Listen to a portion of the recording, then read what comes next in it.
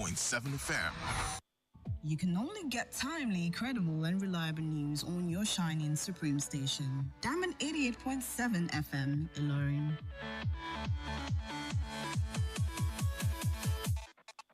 Looking for a reliable, up-to-date source of credible news at all time? Your shining Supreme station is the answer. Stay tuned for the news on the hour by 1 p.m. every day on Diamond 88.7 FM, Ilorin. Shining Supreme.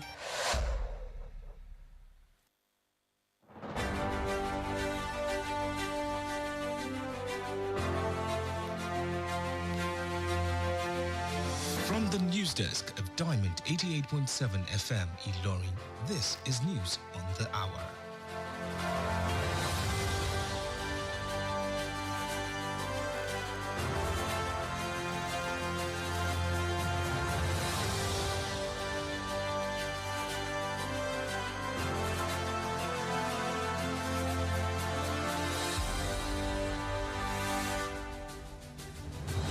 In the headlines, NNPCL raises petrol pump price to 1,367 naira after Dangote refinery hike. Governor submits state police proposal to National Assembly. Troop strikes to Ruji's hideouts neutralize bandits in Zamfara, Sokoto. 8 killed as terrorist bomb breach in Niger State. On the foreign scene, Iran warns of Gulf mining amid escalating Middle East tensions. And in sports news, Super Eagles coaches depart from Turkey ahead of Iran-Jordan friendlies.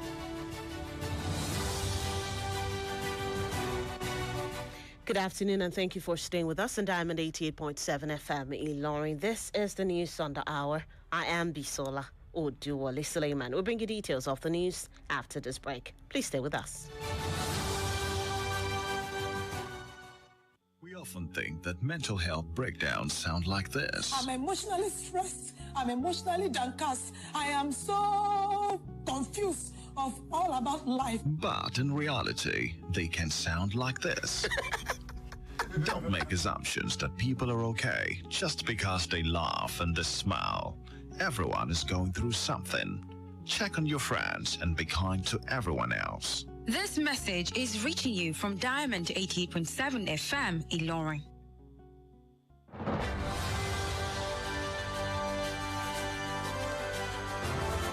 Welcome back from that break. Please note that you can listen to us via our website, www.diamondfm.net, or watch us live on Facebook at Diamond 87 FM and YouTube, Diamond FM Ilorin. Now the news in detail. Retail outlets operated by the Nigerian National Petroleum Company Limited and NPCL have increased petrol pump price to 1,367 naira per litre in part of Abuja and surrounding areas following a recent price hike by Dangote Refinery. Checks on Monday showed that the new price represents a 106 naira increase from the previous 1,261 naira per litre. The adjustment comes after the Dangote refinery last week raised its depot petrol price to 1,245 naira per litre, citing rising global crude oil prices, which have surged above $110 per barrel. The Nigeria Governors Forum has submitted its contribution to the proposed framework for the creation of state police to the National Security Advisor Nuhu Ribadu, with the document expected to be forwarded to the National Assembly of Nigeria for legislative review. Chairman of the forum and the Kwarsi Governor, Abdurrahman Abdurrazak, disclosed this after a meeting with President Bola Ahmed Tinubu at the President's Ikoyi residence in Lagos on Sunday. He explained that discussions on the establishment of state police were ongoing among security agencies under the coordination of the National Security Advisor. Abdurrazak said the governors remained committed to strengthening collaboration with security agencies to tackle terrorism, expand infrastructure development, and improve the welfare of citizens across the country.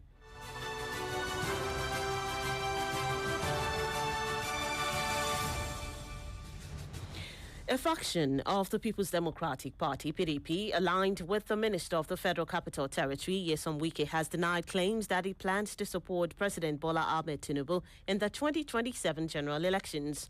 The faction's National Publicity Secretary, Jungodo Mohammed, dismissed the speculation on Monday during an appearance on national television monitored by Diamond FM, insisting that the party would present its own presidential candidate for the election. Mohammed urged Nigerians to disregard rumors linking the PDP faction with the All Progressives Congress, APC, saying the party was focused on organizing its primaries and would soon present a candidate to contest the presidency in 2027. Still in the news, troops of the Nigerian army have neutralized several armed bandits during a raid on hideouts linked to notorious bandit leader Bello Turji in Fakai community spanning Zamfara and Sokoto states. Security sources said the operation, carried out by the 8th Division Strike Force in Sokoto, began in the early hours of March 20 and targeted Turji's camp deep inside Kagara Forest. Troops reportedly engaged the bandits in a fierce gun battle after the criminals launched an ambush, while the soldiers temporarily halted movement due to mechanical faults in 2 combat support vehicles near Mabiraya village. The source said the troops responded with superior firepower, killing several bandits, while 3 soldiers and a member of the Department of State Services, DSS, sustained injuries and were taken to the 8th Division Military Hospital for treatment.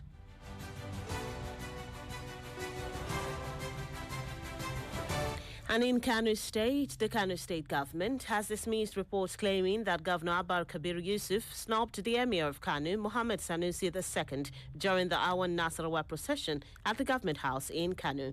In a statement issued on Monday by the governor's spokesperson, Sunusi Tofa, the government described the reports as false and misleading, noting that the governor's absence was due to a scheduling clash with a strategic meeting of Nigerian governors held during the Eid al-Fitr period. The statement added that Yusuf had informed the Emir in advance and directed the Speaker of the Kano State House of Assembly and other senior officials to receive him at the government house. Moving on to Osun State, a fresh political dispute has erupted in Osun State ahead of the 2026 governorship election as rival parties bicker over claims of support from President Bola Ahmed Tinubu. Tensions involve supporters of incumbent governor Ademola Adeleke and those backing APC governorship candidate Muniruddin Bola Oyebamiji, along with allies of former governor Adegboyega Oyetola. The Ambo Media Front, speaking for Oyebamiji, dismissed reports of any alliance between Tinubu and Adeleke as false and misleading, arguing that the president would not back the incumbent governor. In response, the Accord Media Center countered by stressing Adeleke's popularity across key demographic groups and grassroots support. The group accused Oyebamiji and Oyetola of divisive conduct that could embarrass the president and weaken the APC cohesion.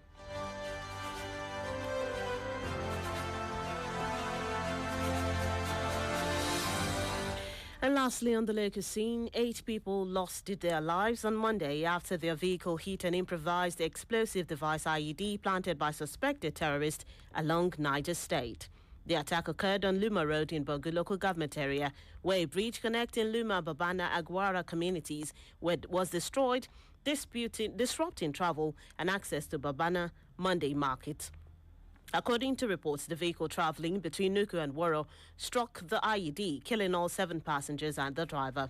The Niger State Police Command, through spokesman Wasiu Abiodun, confirmed the attack and said clearance operations were underway. He added that security monitoring continues as authorities work to secure the area and prevent further incidents. And that's it on the local scene. The news on the hour is reaching you from Diamond 88.7 FM. Lauren, we take a short break. When we return, we'll bring you foreign and sports news. In foreign news, Iran warns of Gulf mining amid escalating Middle East tensions. We'll bring you that story after the break and many others. Follow us on social media, Facebook, Twitter, and Instagram at Diamond 887 FM. Diamond FM, shining supreme.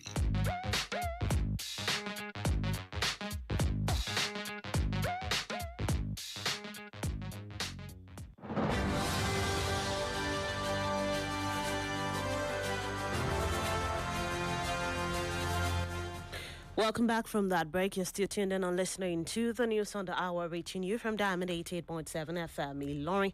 Before that break, we brought you local stories. Now we move on to the foreign scene. In foreign news, Iran's National Defense Council has warned that any attack on its coast or islands will trigger the mining of all communication lines in the Persian Gulf. The warning coincides with the expiration of a deadline set by U.S. President Donald Trump for reopening the Strait of Hormuz and heightened tensions in the region amid growing threats of military confrontation.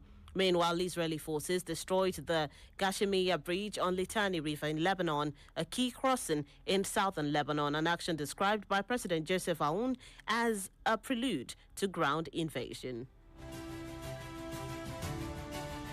Still in foreign news, at least 81 people have died in Kenya this month as torrential rains and flash floods continue to wreak havoc across the country, authorities have said. In Kisumu County, entire villages have been submerged with roughly 1,200 hectares of farmland destroyed and crops washed away. The worst hit area is Nyakash, where the overflowing River displaced more than 3,000 families. Residents have been moved to over 8 evacuation centers, with many reporting homes reportedly flooded and struggling to find shelter for families and livestock. And that's it on foreign scene. Moving on to the world of sports, members of the backroom staff of the Nigerian national football team are set to depart for Antalya, Turkey on Monday night ahead of the team's upcoming international friendlies against Iran and Jordan. Assistant coaches Fidelis Ilechukwu and Daniel Ugumodede will lead the advanced contingent, while head coach Eric Chell and other assistants are expected to join the team in Turkey from various parts of Europe. The 3-time African champions will open their training camp on Tuesday before taking on Iran in their first friendly on Friday, with a second test match scheduled against Jordan next Tuesday. Still in the world of sports, Pep Guardiola has said Manchester City's 2-0 victory over Arsenal in the Carabao Cup final is unlikely to affect the Premier League title race, suggesting it may even help the Gunners focus ahead of their league clash. City secured the win at Wembley Stadium on Sunday, with both goals scored by Nico O'Reilly via headers in the second half. Guardiola emphasized that the cup competitions are separate from the league and that the result does not diminish Arsenal's title chances. The two sides will meet again in their Premier League on April 19, with City currently 9 points behind Arsenal and 8 games remaining. And that's it in sport news. With that, we've come to the end of the news on the hour for today. But before we go, here is a recap of the major highlight. NNPCL raises petrol pump price to 1,367 naira after Dangote refinery hike. Governor submits state police proposal to National Assembly. Troops strike to Raji's hideout, neutralize bandits in Zamfara, Sokoto. 8 killed as terrorist bomb bridge in Niger State. On the foreign scene, Iran warns of Gulf mining amid escalating Middle East tensions. And in sport news, Super Eagles coaches depart for Turkey ahead of Iran-Jordan friendlies. Those are the major headlines as brought to you this afternoon. Before we wrap up the news, we take a look at our Today in History segment. Did you know that on this day in the year 1950, the World Meteorological Organization was formed? Now you know. For news coverage or information about happenings around you, kindly contact the Diamond FM newsroom number on 091-606-27526, 091-606-27526. Join us at 3 p.m. for the news flash and at 5 p.m. for the news across the world for a comprehensive bulletin. The news on the hour was edited by Adeyemi Adewale. I am Bisola Oduwole Sulieman. Thank you for listening to your shining Supreme Station. Do stay tuned for the news in Yoruba coming up shortly. Good afternoon and have a wonderful rest of the day.